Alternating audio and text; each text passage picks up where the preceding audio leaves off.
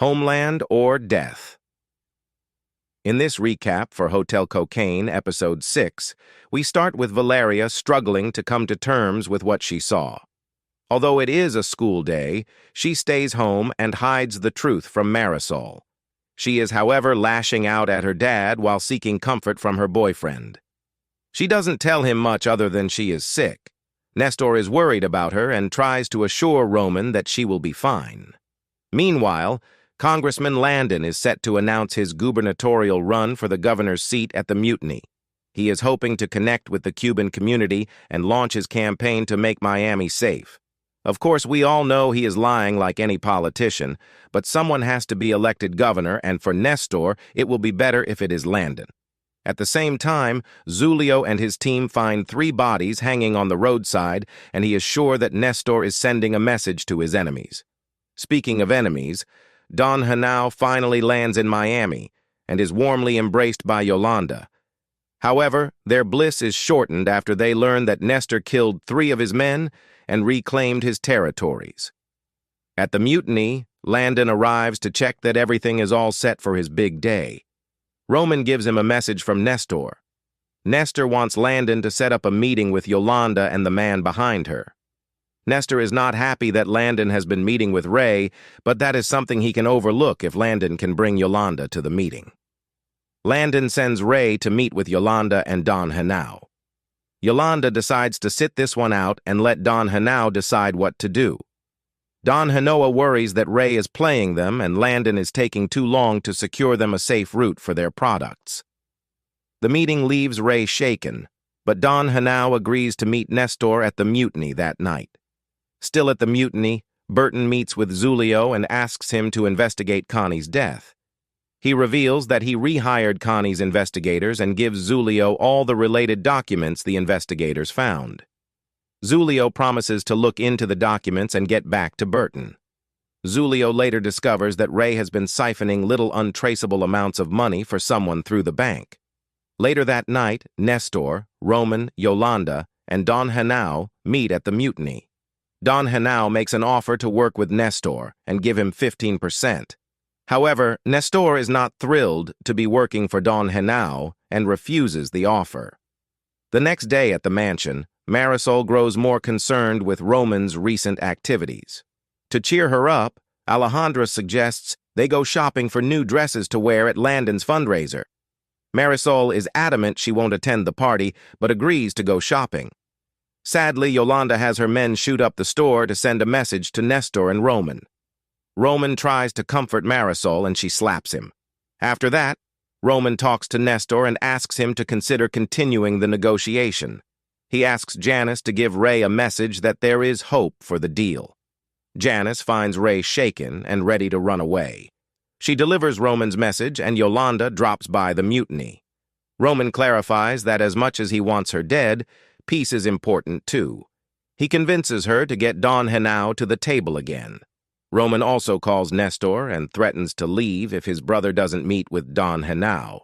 On the other hand, Nestor finds Valeria trying to steal his cocaine again and talks to her. He explains his past and how he came to Miami. He tells Yolanda about his and Roman's humble beginnings as dishwashers when they first came to Miami. For Nestor, the drugs are not something he wants to do. It was a way for him to quickly earn more and get the American dream. More importantly, it gave him power and money to help the people in Cuba to take back their country from Fidel Castro. After listening to Nestor, Valeria understands more and refuses to get her boyfriend more cocaine when he asks again. With the meeting set, Don Henao and Nestor meet at Landon's house. Landon helps the 2 men agree. Nestor agrees to help Don Henao if he gets to keep his territories and buy the product at a cheaper price from Don Henao.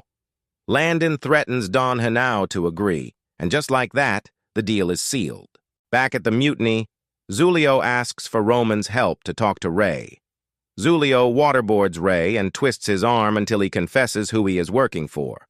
Roman is gutted after learning that Don Henao and Ray secretly work for Castro. Part of the money from the drugs goes to their biggest enemy. To make matters worse, Landon knew, but hid the truth from Nestor. Unfortunately, By the time Roman gets to Nestor, the deal is made. Later that night, Nestor and Roman confront Landon ahead of his fundraising party at the Mutiny. Landon finally comes clean, but threatens Nestor.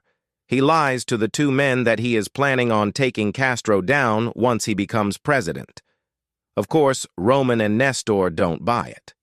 Roman asks Zulio to find a reason to arrest Landon, Don Henao, and Yolanda, but Zulio doesn't have enough evidence to take down a powerful politician. On the other hand, Nestor asks his men to prepare a gift for Landon. The fundraising party goes well without a hitch. A mysterious man, presumably under Nestor's orders, places a bomb in Landon's car. After the party, Zulio waits in his car to confront Landon. However, Landon is blown to pieces as soon as he gets in his car. Guess he got Nestor's gift. The episode review. With only 2 episodes left to the finale, Hotel Cocaine is amping up the stakes. Landon messed up when he threatened Nestor after revealing he is helping Castro. Nestor and Roman love Cuba, and they hate Castro for destroying their homeland. By killing Landon, Nestor officially started the war between the Cuban and the Colombian cartels in Miami. It goes without saying that the police won't take such an attack lying down either. It is about to get bloody and messy. Who will survive this war? At the same time, maybe Burton will be able to clear his name and get his sister justice. Hopefully, Ray will have the chance to tell the police what he knows. If Roman plays his cards right, he can get Zulio to go after Don Henao and Yolanda and watch from the distance. Nestor is a wild card, though. What will he do next?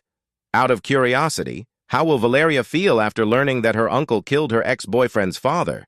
It seems like the two young lovers were never meant to be.